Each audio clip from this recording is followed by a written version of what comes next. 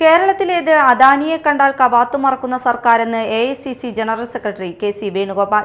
കേന്ദ്ര സർക്കാരിലും സംസ്ഥാന സർക്കാരിലും തങ്ങൾ നിരന്തരം സമ്മർദ്ദം ചെലുത്തിയതിനെ തുടർന്ന് കപ്പൽ കമ്പനിക്കെതിരെ കേസെടുക്കാൻ സർക്കാർ തയ്യാറായത് സ്വാഗതാർഹമാണെന്ന് അദ്ദേഹം പറഞ്ഞു. ഞങ്ങളുടെ നിരന്തരമായിട്ടുള്ള കേന്ദ്ര ഗവൺമെന്റിലും സംസ്ഥാന ഗവൺമെന്റിലും സമ്മർദ്ദം എന്തായാലും ഏറ്റവും ഒടുവിൽ അവർ മലക്കം പറഞ്ഞിരിക്കുകയാണ്.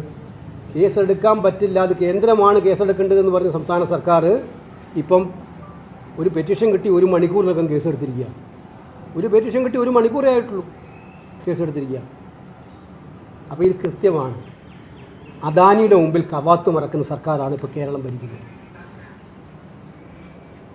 അദാനിക്ക് കച്ചവട താല്പര്യമുള്ളൊരു കമ്പനി കേരള തീരത്തെ വിനാശത്തിൻ്റെ വഴുതിയിലേക്ക്, പാരിസ്ഥിതിക പ്രശ്നങ്ങളിലേക്ക് വഴിതെളിച്ച് സംഭവം ഉണ്ടാക്കിയപ്പോൾ ന്യായമായും ജനങ്ങൾക്ക് വേണ്ടി നിൽക്കേണ്ട സർക്കാർ അദാനിക്ക് വേണ്ടി ഇവിടെ നിലകൊണ്ടു.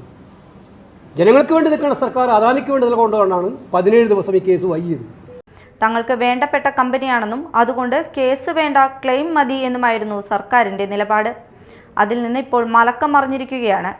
അറബിക്കടലിൽ കൊച്ചി തീരത്തിന് സമീപം MSC എൽസ 3 എന്ന ചരക്കുകപ്പൽ അപകടത്തിൽ പോലീസ് കേസെടുത്തതിൽ പ്രതികരിക്കുകയായിരുന്നു അദ്ദേഹം.